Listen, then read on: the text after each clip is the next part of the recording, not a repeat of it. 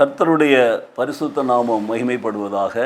பிரியமானவர்களே, இந்த காலை வேளையிலே ஆண்டவர் தரும் யோசனைகளை நாம் கேட்போம். நீதிமொழிகள் புத்தகத்தில் 16ஆம் அதிகாரத்தில் 3வது வசனத்தை நான் வாசித்து உங்களுக்கு சொல்லுகிறேன், கவனியுங்கள்.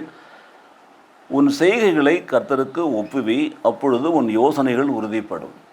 செய்கைகளை கர்த்தருக்கு ஒப்புவிக்கிற பொழுது நம்முடைய யோசனைகள் உறுதிப்படும் என்று சொல்லி கர்த்தருடைய வசனம் இன்றைக்கு நமக்கு சொல்லுகிறது. பாருங்கள், commit your works to the Lord and your thoughts will be established.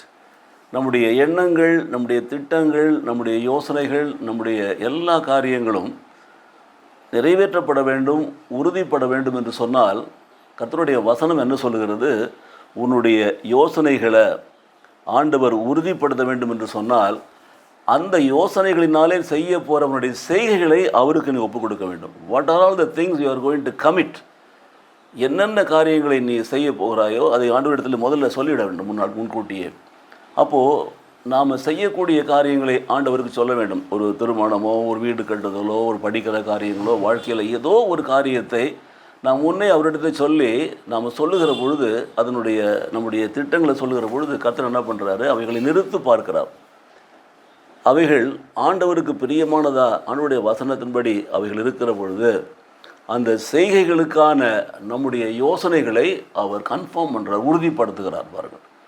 ஆகவே காலை வேளையிலே ஆண்டவருடைய சமூகத்திலே காத்திருக்கிற பிள்ளைகளை யோசித்து பாருங்கள். நாம் இஷ்டப்படி செய்கிற யோசனைகள், நம்முடைய மனதின் திட்டங்கள் எல்லாம் அது மனிதனுடையதாக இருக்கிறது. பாருங்கள், அது எப்பொழுது தேவனுடைய திட்டங்களாக மாறுகிறது, தேவனுடைய கரத்தில் அதை ஒப்பு கொடுத்து தேவனுடைய சித்தத்திலே அவருடைய வசனத்தின்படி நாம் அதை மாற்றி அவைகளை நம்முடைய வாயினாலே நாம் அறிக்கை செய்கிற பொழுது அவர் அவருடைய காரியங்களை உறுதிப்படுத்துகிறார். பாருங்கள். ஆகவே ஒவ்வொரு நாளும் காலை வேளையில் ஆண்டவருடைய சமூகத்தில் வருகிற பொழுது நாம் என்ன செய்ய போகிறோம், அந்த நாள் முழுவதும் நம்முடைய போக்கிலும் வரத்தில் நம்முடைய என்னென்ன காரியங்களை செய்ய போகிறோம் அவைகளை ஆண்டவருக்கு ஒப்புக் கொடுப்போம். ஒப்புக் கொடுத்து இவைகளெல்லாம் செய்ய திட்டமிட்டிருக்கிற ஆண்டவரே, இதற்காக நான் போகிறேன் ஆண்டவரே, இவைகளை எனக்கு வாக்கிய பண்ணும் என்று சொல்கிற பொழுது கர்த்தர் அவைகளை என்ன பண்ணுறாராம்? அந்த யோசனைகளை நிறைவேற்றி கொடுக்குறாராம். ஹல்லேலூயா. ஜெபிப்போமா? நேசிக்கிற நல்ல பிதாவே, நன்றி உள்ளத்தோடு துதிக்கிறோம் சுவாமி.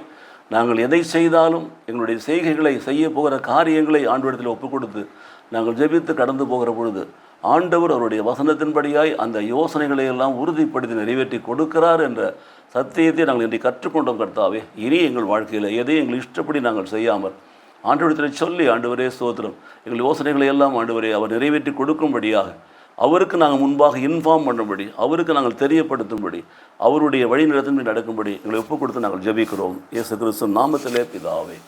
ஆமேன், ஆமேன்.